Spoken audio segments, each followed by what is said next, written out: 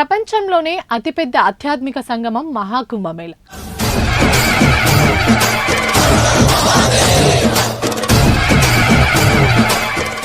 సుప్రసిద్ధ క్షేత్రం ప్రయాగ్రాజ్లో జనవరి 13 నుంచి ఫిబ్రవరి 26 వరకు 45 రోజుల పాటు జరగనున్న ఈ మహోన్నత కార్యక్రమంలో ఇప్పటికే కోట్లాది మంది భక్తులు పాల్గొన్నారు.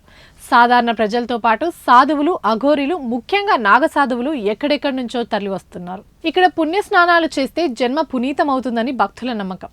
అసలు ఈ కుంభమేళ 144 సంవత్సరాలకు ఒకేసారి ఎందుకు వస్తుంది? ఈ కుంభమేళ వెనుకున్న కథ ఏంటో తెలుసుకుందాం.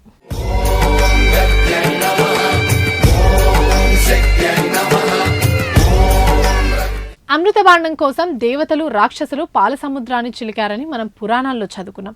అమృతం కోసం దానవులు, రాక్షసులు వాసుకిని మందిర పర్వతానికి కట్టి చిలుకుతున్నప్పుడు కామధేనువు, కల్పవృక్షం, ఐరావతం ఇలా ఒక్కొక్కటి పుట్టుకొస్తుంటాయి. ఈ క్రమంలోనే హాలాహలం కూడా వస్తే పరమేశ్వరుడు దాన్ని ఖండంలో నిలుపుకున్నాడు. ఆ తరువాత అమృతం రాగా దానికోసం దేవతలు, రాక్షసులు పోట్లాడుకున్నారు. ఈ సమయంలోనే శ్రీ మహావిష్ణువు మోహిని అవతారం ఎత్తి అమృతబాండం రాక్షసులకు చిక్కకుండా పట్టుకుపోతుండగా ఓ 4 చుక్కలు హరిద్వార్, ప్రయాగ్రాజ్, ఉజ్జయిని, నాసిక్ క్షేత్రాల్లో పడ్డాయట. అక్కడ పుణ్య స్నానం చేస్తే సకల పాపాలు తొలగిపోయి పునీతులవుతారని భక్తుల నమ్మకం. అందుకే గ్రహ భ్రమణాలను అనుసరించి ప్రతి 12 ఏళ్లకోసారి ఆయా చోట్ల మహాకుంభమేళ నిర్వహిస్తారు.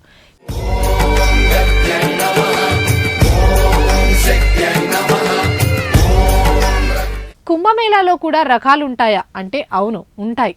మహాకుంభమేళ, పూర్ణ కుంభమేళ, అర్ధ కుంభమేళ, మాఘమేళ.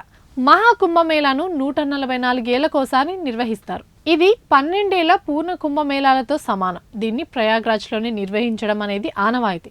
144 సంవత్సరాల మహాకుంభమేళ ప్రపంచంలోనే అతిపెద్ద మతపరమైన కార్యక్రమంగా గుర్తించబడింది. పూర్ణ కుంభమేళను ప్రతి 12 ఏళ్లకోసారి నిర్వహిస్తారు. దీన్ని హరిద్వార్, ప్రయాగ్రాజ్, నాసిక్, ఉజ్జయిని పుణ్యక్షేత్రాల్లో నిర్వహిస్తుంటారు. అర్ధ కుంభమేళాని 6 ఏళ్లకోసారి నిర్వహిస్తారు.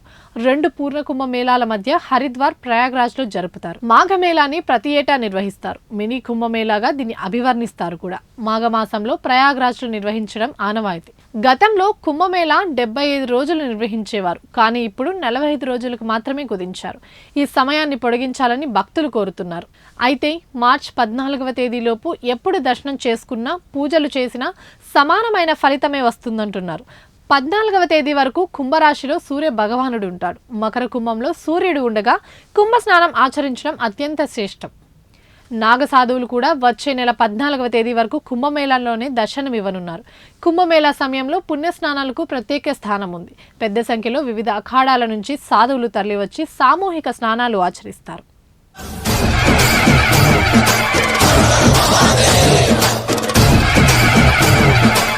దీనికోసం ప్రత్యేక ముహూర్తాలను కూడా నిర్ణయిస్తారు.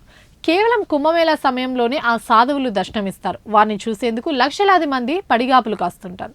ఈ ఏడాది జనవరి 13 పౌష పూర్ణిమ, జనవరి 14 మకర సంక్రాంతి, జనవరి 29 మౌని అమావాస్య, ఫిబ్రవరి 3 వసంత పంచమి, ఫిబ్రవరి 12 మాఘ పూర్ణిమ, ఫిబ్రవరి 26 మహాశివరాత్రి పర్వదినాల్లో షాహీ స్నానాలు ఆచరిస్తున్నారు. కుంభమేళా సమయంలో దేవుళ్ళు సరాసరి భూమి మీదకు వచ్చి భక్తులను దీవిస్తారని పురాణాలు చెబుతున్నాయి.